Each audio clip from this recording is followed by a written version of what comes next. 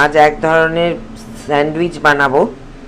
সেই স্যান্ডউইচের জন্যে আমি এই শীতকালে নিয়ে নিয়েছি পেঁয়াজ কলি, ছোটো ছোটো করে ক্যাপসিকাম কেটেছি, আর হচ্ছে কর্ন, বেবি কর্ন ছোটো ছোটো অল্প নিয়েছি, আর গ্রেটেড দিয়েছি বিট আর গ্রেটেড গাজর।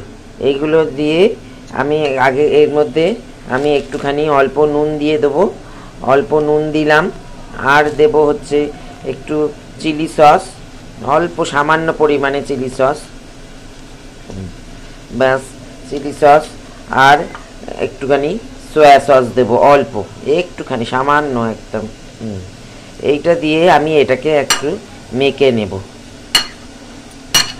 এটা কমই দিলাম, নুনটা কমই দিলাম, তার কারণ হচ্ছে যে সয়া সসেতে খানিকটা পরিমাণে নুন থাকে, চিলি সসেতেও নুন থাকে, ওই জন্য এটা কমই দিয়েছি। এবার এরকম করে মেখে কিছুক্ষণ রেখে দেবো, মোটামুটি 5 থেকে 10 মিনিট মতো থাকবে। তারপর আমি নেক্সট স্টেপে আসছি।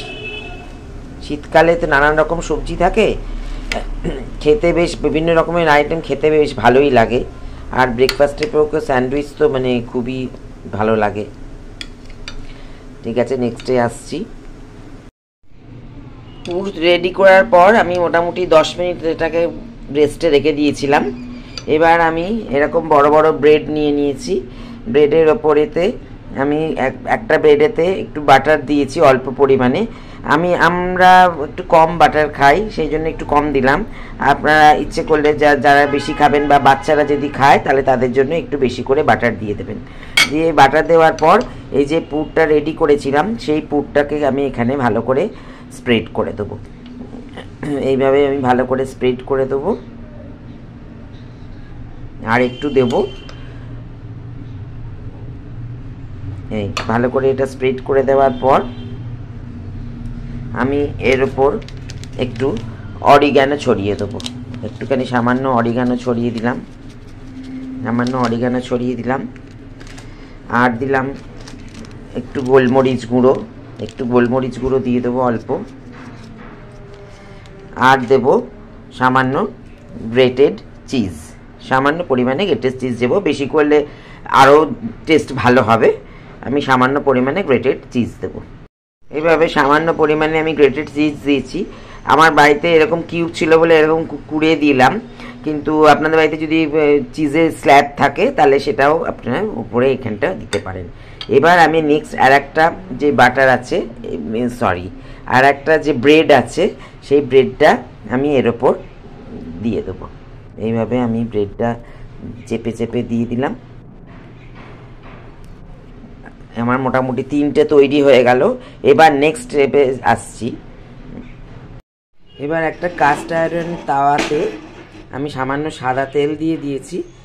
এর মধ্যে ইচ্ছে করলে আপনারা বাটার দিতে পারেন, আর একটু, আমি বাটার ইউজ করিনি, সাদা তেলই দিয়েছি। এবার সাদা তেলের মধ্যে আমি এটা একটু এদিক এদিক করে একটুখানি জাস্ট একটু ভেজে নেবো, অল্প করে ভেজে নেবো, যাতে আমার ভেতরের যে চিজটা মেল্ট হয়ে যায়। আমার একটার দিক হালকা ব্রাউন হয়ে গেছে। এবার আমি ওটাকে উল্টে দিয়েছি, দিয়ে সামান্য আর একটুখানি সাদা তেল দিয়ে ওই দিকটা একটুখানি আমি ব্রাউন করে নেব। আমার এরকম একটা হয়ে গেছে। আবার আমি আর একটা বানাচ্ছি।